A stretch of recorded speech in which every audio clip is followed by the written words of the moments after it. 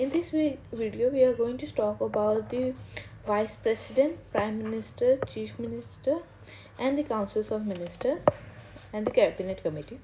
So with this, we are going to wrap up with the Union Executive and the State Executive. So let's start.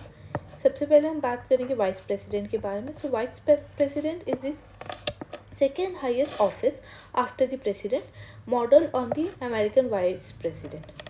Vice president is not directly elected by the people but elected by the members of electoral college. So जो electoral college हमने देखा था अभी president का, वैसे ही vice president का भी एक इलेक्टोरल कॉलेज होता है जो कि both the house of the members, जो कि है राज्यसभा एंड लोकसभा, दोनों हाउस के मेंबर्स से मिलके बना होता है, जो जिसमें बोथ इलेक्टेड भी होते हैं प्लस नॉमिनेटेड मेंबर्स भी होते हैं. बट इसमें जो ध्यान देने वाली बात वो ये है कि हमने देखा था कि प्रेसिडेंट के तो इलेक्टोरल कॉलेज में नॉमिनेटेड मेंबर्स नहीं थे, प्लस स्टेट लेजिस्लेटिव असेंबलीज के मेंबर थे इलेक्टेड. बट इसमें स्टेट लेजिस्लेटिव असेंबली के मेंबर्स नहीं होते, सिर्फ पार्लियामेंट के मेंबर्स होते हैं, बोथ वो भी इलेक्टेड नॉन इलेक्टेड, और दैट इज नॉमिनेटेड. फिर election by the proportional representation by single transferable vote. तो हमारा इलेक्शन कैसे होता है? प्रोपोर्शनल रिप्रेजेंटेशन से सिंगल ट्रांसफरेबल वोट. अब एक क्वेश्चन आता है जो है कि सिंगल ट्रांसफरेबल वोट या फिर प्रोपोर्शनल रिप्रेजेंटेशन वाला सिस्टम हमने हमारे कॉन्स्टिट्यूशन में 4 जगह देखा है हमारे इंडियन पॉलिटी में. वो कौन कौन सी जगह? एक तो प्रेसिडेंट के इलेक्शन में आता है, एक वाइस प्रेसिडेंट के इलेक्शन में आता है, एक विधान परिषद के इलेक्शन में आता है.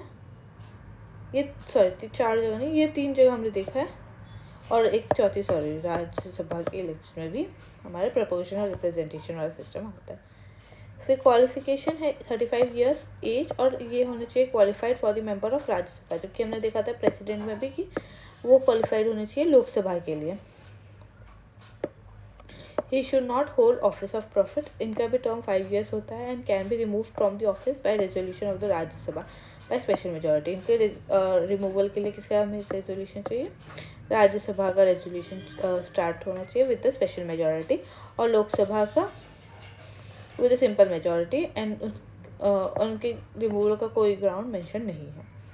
Vice president is the x official chairman of the Rajya Sabha. तो राज्यसभा के जो स्पीकर होते हैं या फिर हम लोग बोल सकते हैं चेयरमैन होते हैं, वो हमारे वाइस प्रेसिडेंट ही होते हैं.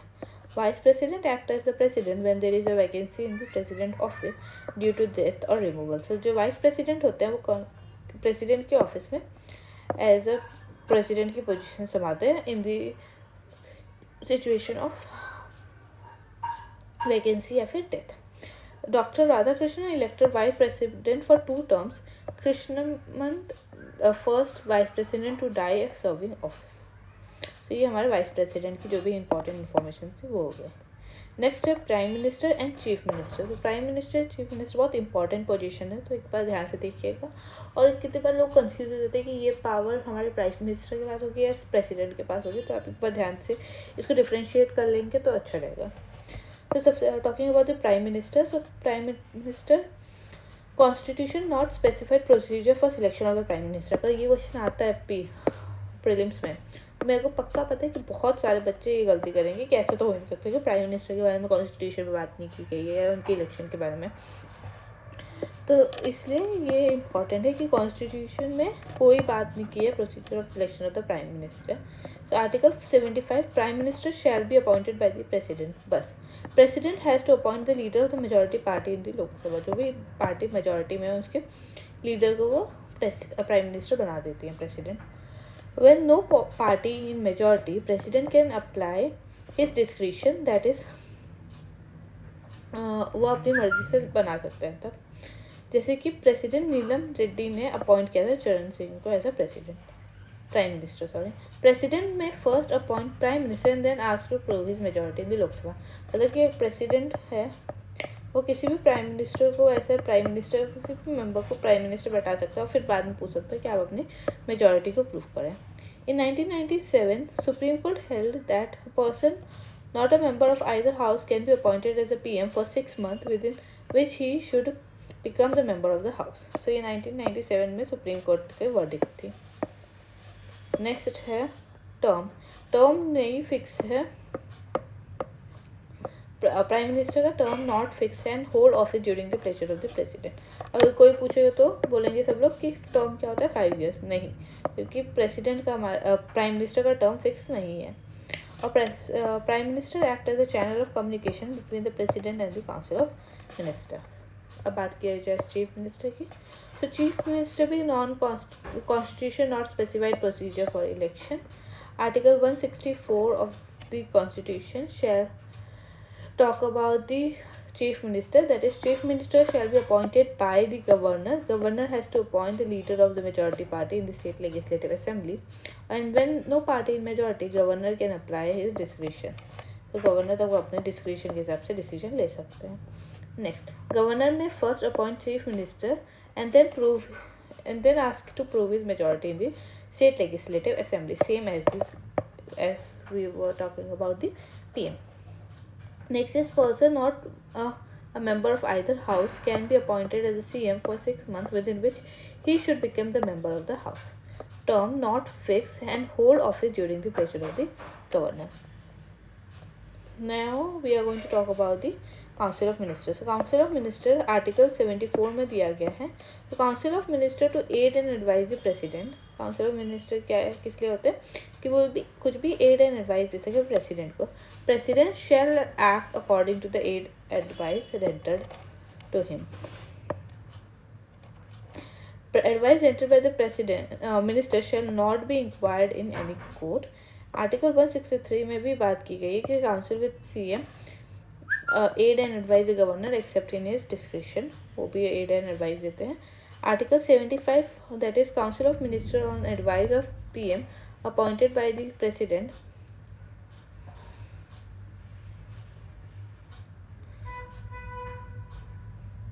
सो काउंसिल ऑफ मिनिस्टर को कौन अपॉइंट करता है, प्रेसिडेंट अपॉइंट करते हैं, पर किसकी एडवाइस पे, PM के एडवाइस पे। So total number of council of minister plus PM shall not exceed 15% of the total members of the Lok Sabha.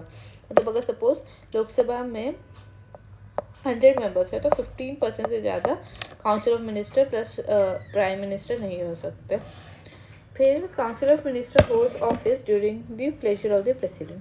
हमारा जो काउंसिल ऑफ मिनिस्टर है वो ऑफिस होल्ड करता है during the pleasure of the president के। Article 75 when Lok Sabha passes no confidence motion against a council of minister, all minister including those who are a member of राज्य सभा have to resign, that is collective responsibility है उनकी, कि अगर president हारते हैं तब नो कॉन्फिडेंस मोशन पास हो जाता है against the council of minister, तो सारे मिनिस्टर को एक साथ रिजाइन करना होगा। यही है कलेक्टिव रिस्पॉन्सिबिलिटी या फिर पार्लियामेंट्री सिस्टम का बेसिक फीचर।